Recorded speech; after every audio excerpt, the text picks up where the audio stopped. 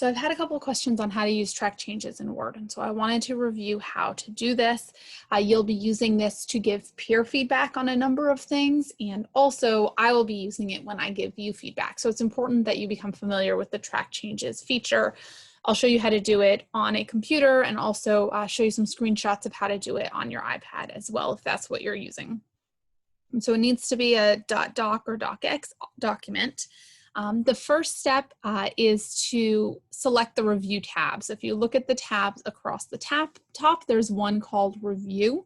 And so this is where you see all of the review options. And so there's a couple of things that you want to make sure to select. If you wanted to track changes, so if you want to be able to make changes in the document, you're going to select track changes. Now track changes are off. And you can type things and it doesn't record it. So there's no indication, but if I select track changes, you can see that it's darker gray. And when I make comments or edit the text, it actually highlights it and saves it. Okay. The other function that you need to know is this all markup option gives different options for different amounts of changes to show. So you can go back to the original where it doesn't show any of the track changes. You can do no markup where it doesn't look like anyone's made changes, but it actually includes changes. If you do all markup, then it will have those changes saved and highlighted. And so that's really probably what you need here. Another thing that you need is to know how to do is the comments. So if you are reviewing somebody else's paper and want to make comments, you can either highlight or just have your cursor in here and add this new comment function. Right here gives you an option and pops up this little window, and we can say, what about university? Okay, so now I have my comment in here, it's saved. If I want to delete it, I can click delete comment. This previous and next toggles to a comment, one comment or another.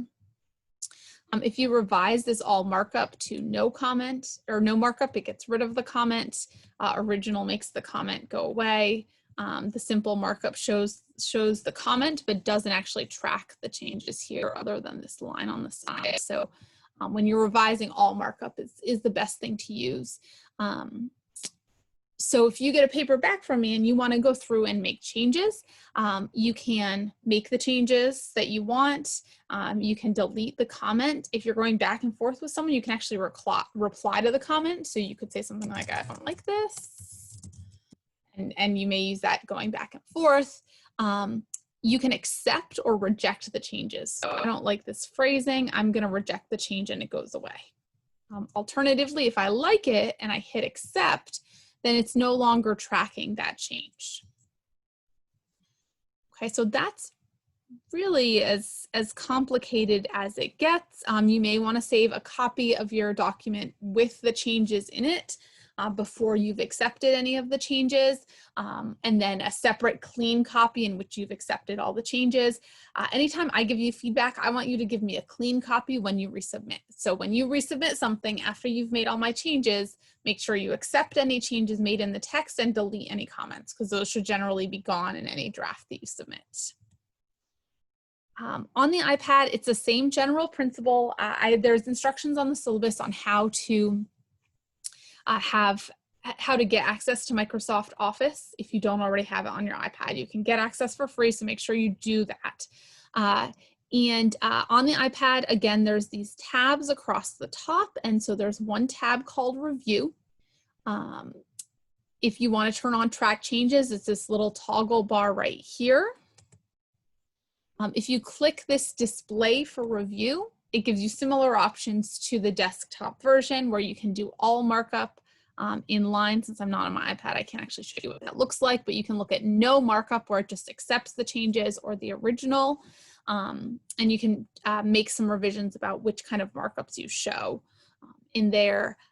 You also have the add comment button, looks a little bit different, but it's over here on the left, similar delete comment, things like that. You can see the comment with the little bubble over here. I can see that there is a comment. And so when you click on the bubble, you can actually see the comment. Similarly, you can reply to the comment.